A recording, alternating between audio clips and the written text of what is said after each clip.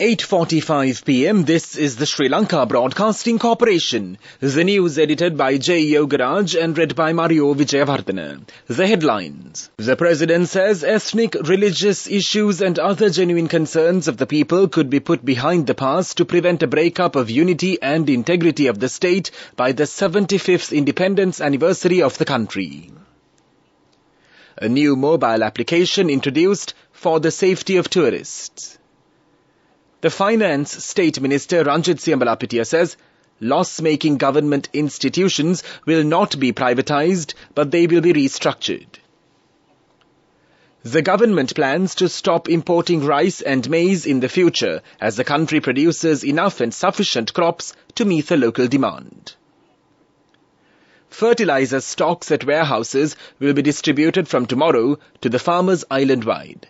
157.5 kilos of urea fertilizer will be provided per hectare to each farmer. A gazette notification will be released in the near future in connection with the limitation of the expenses for a single candidate in future elections. ICT to be included in the GCE O-level as a core subject. The power cut schedule for tomorrow issued. In news overseas, Iran protesters call for strike. Top legal cleric says morality police shut down.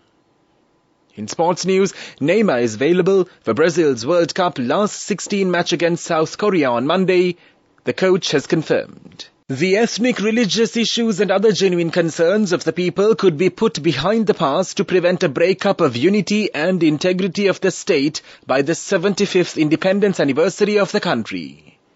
As discussed by the members of parliament, if the attorneys at law in the country would assist in this process, this task could be achieved, President Ranil Wickremesinghe said. He made this observation addressing the ceremony organized to felicitate President Ranil Wickremesinghe on completing 50 years at bar, held at the Lotus Hall at the Shangri-La Hotel in Colombo yesterday evening. He further said that it is not an easy task, but neither is it an impossible task. He added that this task cannot be achieved merely through the efforts of the politicians, but by the support of the lawyers is vital in this endeavour. The Minister of Tourism and Lands, Harin Fernando, says that a new mobile application will be introduced for the safety of tourists coming to Sri Lanka while promoting the tourism industry. The Minister stated this at the Ministerial Consultative Committee on Tourism and Lands held at the Parliament. The Minister said this while explaining the steps taken and which are expected to be taken regarding the promotion of the tourism industry in this country, and added that he hopes to use this mobile application in January. The Minister further explained that through this application, tourists can be allowed to check their location if they wish, and if they get lost or need to take some safety measures, they can take steps towards it. The Minister also said that for the safety of tourists, a tourist police team will be stationed at every beach with tourist attractions. Harin Fernando also mentions that it is planned to bring 1.5 million tourists to Sri Lanka, especially in the year 2023. The Minister of Education, Susil Premajan, says that measures will be taken to include ICT, Information Communication Technology, into the GCE O-level syllabus as a core subject via the education reform process. The Minister points out that steps should be taken at the same time to prepare the path to overcome future challenges by equipping students with the knowledge as well as technology by incorporating ICT with emerging subject streams such as nanotechnology, biotechnology, robotics and artificial intelligence. Joining an event named Champions of the Information and Communication Technology held at the Ministry of Education, the Minister claimed that despite being ahead in terms of knowledge compared to other countries, Sri Lanka does not have a process to use that knowledge practically. This news broadcast comes to you from the Sri Lanka Broadcasting Corporation.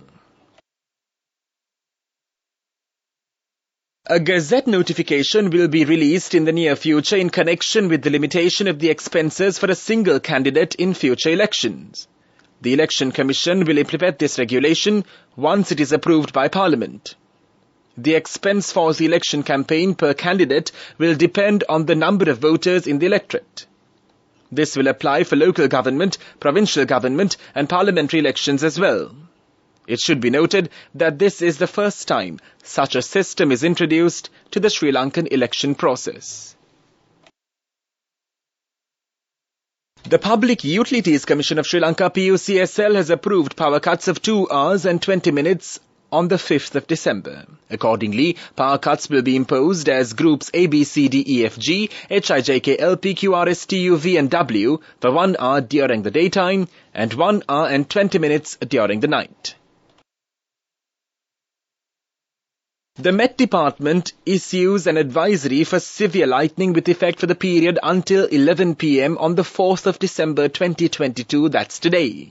Accordingly, thunder showers accompanied by severe lightning are likely to occur at several places in the central, Sabaragamuwa, western, northwestern, southern and Uva provinces and in the Anuradhapura district, the Met Department says. There may be temporary localized strong winds during the thunder showers. The general public is kindly requested to take adequate precautions to minimize the damages caused by lightning activity. The Finance State Minister Ranjit Siyamalapitiya says, loss-making government institutions will not be privatized, but they will be restructured. The restructuring process will be carried out with the support of intellectual groups. The State Minister made these remarks after inaugurating a work plan in Ruwanvalla today. Addressing the audience, the Minister further said the necessary changes will be made for the betterment of the country and the people. The restructuring process will be carried out on a case-by-case scenario as the nature of the problem of each government institution differs from others. The main objective of this exercise is to reduce the expenses and increase the income and thereby achieve a better workput and make that venture a profit-making entity. Minister Mahinda Amaraveera says, the government plans to stop importing rice and maize in the future as the country produces enough and sufficient crops to meet the local demand. The minister made these remarks while addressing a function in Anuradhapura today. This decision will save a lot of foreign exchange and this amount could be used for other internal purposes, the minister added. The fertilizer stocks at the warehouses will be distributed from tomorrow to the farmers island-wide. Accordingly, Minister Mahinda Amaraveera says urea fertilizer weighing 157.5 kilos will be provided per hectare to each farmer. The warehouses are filled with fertilizers at present, which shows a good sign for the cultivators. Furthermore, 3 ships carrying fertilizers have already arrived in the Colombo port. 1 ship carrying 41,876 MTs of Bunti fertilizer, another carrying 16,000 MTs of urea fertilizer, and another carrying 93,000 MTs of urea fertilizer stocks have arrived in the island. The government has spent a sum of 18 billion rupees to provide the urea relief pack to each farmer at a rate of 10,000 rupees per bag.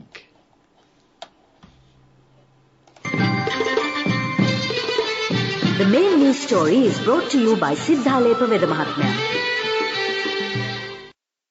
Prime Minister Dinesh Gunawardena points out that discipline, interest and dedication are important for government employees to make the venture a success. The Premier made these remarks at the inaugural ceremony of the Colombo District Secretaries Championship Cup 2022. The sports festival commenced on the 2nd at the National Youth Council premises in Maharagama. The main news story was brought to you by Siddhalepa Vedamahatmya. Watch Life is brought to you by Celebrate Christmas and New Year with lots of CIB discounts. Valuable gifts with bank discounts till 31st of December. Come to CIB today. The Central Bank of Sri Lanka CBSL announces that speculation that expatriate Sri Lankans' remittances to Sri Lanka have been taxed and forcibly converted into Sri Lankan rupees is completely unfounded. There are no taxes on remittances and expat Sri Lankans are free to hold such remittances in foreign currency forms in their bank accounts or convert such remittances into Sri Lankan rupees at their discretion, the central bank tweeted. Expat Sri Lankans continue to enjoy the current incentives without any change whatsoever, the CBSL further said.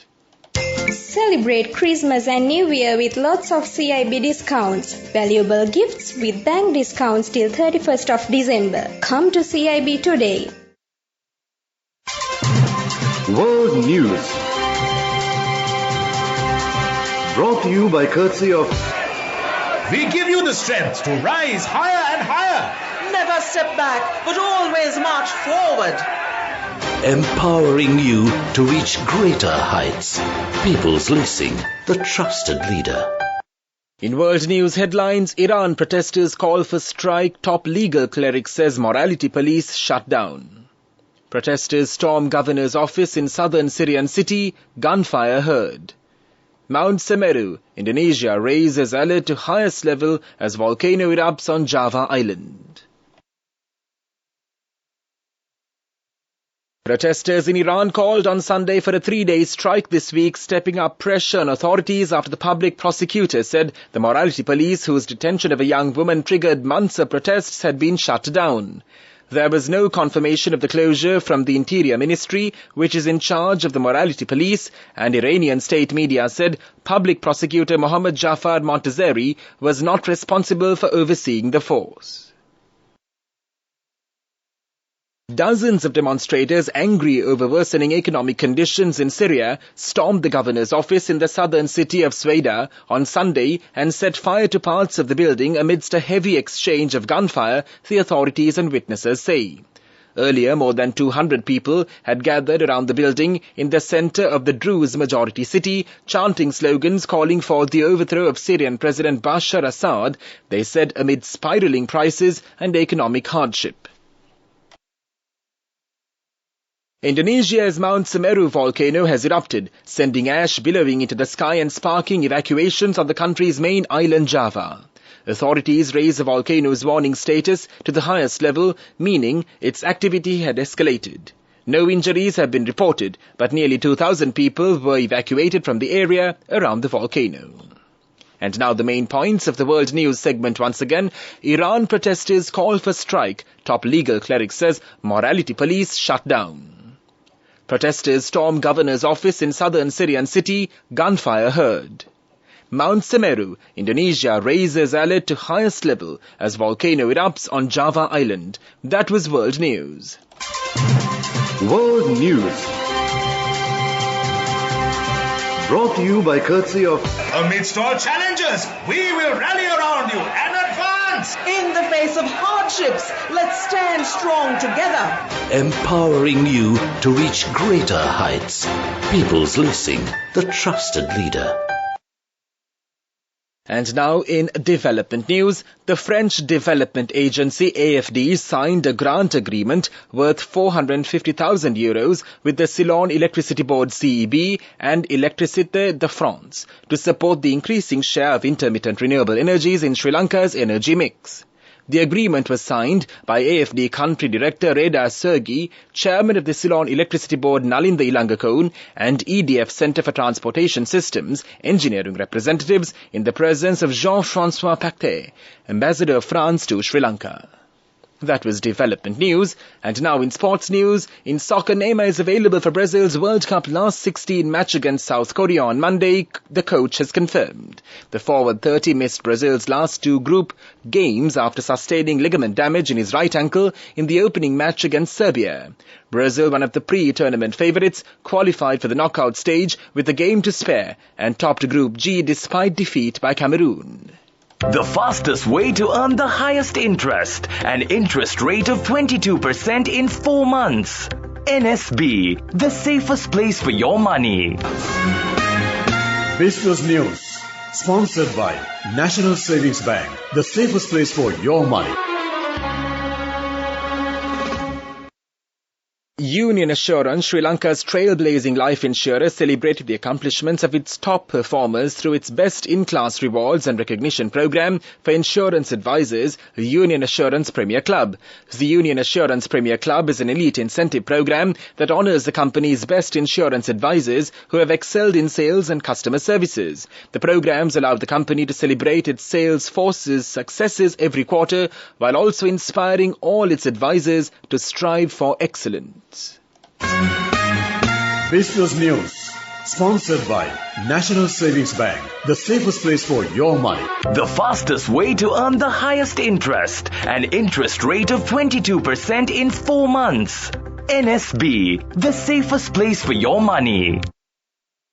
And now in economic news, bourse recorded gains for the fifth straight day on Friday amidst the persisting optimistic sentiment on the back of positive developments on the economic front and rates easing. As the market opened, the index set off on a steady upward trajectory and peaked to an intraday high of 8,780 fueled by retail participation. Subsequently, the index slid down but managed to maintain the positive momentum with the contribution from LOLC and DFCC before closing for the day at 8,704, gaining 53 points. That was economic news, and now for the weather report.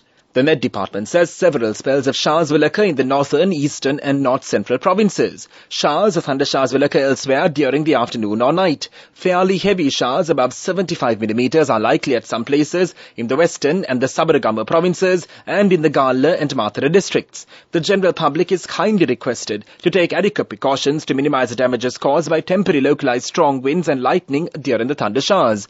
This weather report was issued at 7:30 p.m. Further details could be obtained by visiting the official website of the department. Meanwhile, the international weather forecast website AccuWeather.com reports that the day's weather will be bright with occasional showers. Today's daytime temperature was around 27 degrees Celsius. There will be light showers in many places in the Colombo district in the night. Tonight's temperature will be around 26 degrees Celsius and there will be scattered showers in select spots late in the night. The ground temperature was 26 degrees Celsius at the time of this news broadcast. The air quality index AQI is 20, which shows that the air quality is ideal for most individuals to enjoy their normal outdoor activities. Before we conclude this news broadcast, the headlines once again. The President says ethnic, religious issues and other genuine concerns of the people could be put behind the past to prevent a breakup of unity and integrity of the state by the 75th independence anniversary of the country. A new mobile application introduced for the safety of tourists. The Finance State Minister Ranjit Siambalapitiya says loss-making government institutions will not be privatized, but they will be restructured. The government plans to stop importing rice and maize in the future as the country produces enough and sufficient crops to meet the local demand. Fertilizer stocks at warehouses will be distributed from tomorrow to the farmers island-wide. 157.5 kilos of urea fertilizer will be provided per hectare to each farmer.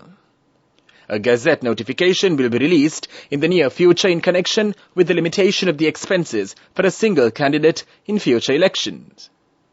ICT to be included in the GCE O-levels as a core subject. The power cut schedule for tomorrow issued. In news overseas, Iran protesters call for strike. Top legal cleric says morality police shut down. In sports news, Neymar is available for Brazil's World Cup last 16 match against South Korea on Monday, the coach has confirmed. That concludes this news broadcast. You are with Radio Sri Lanka.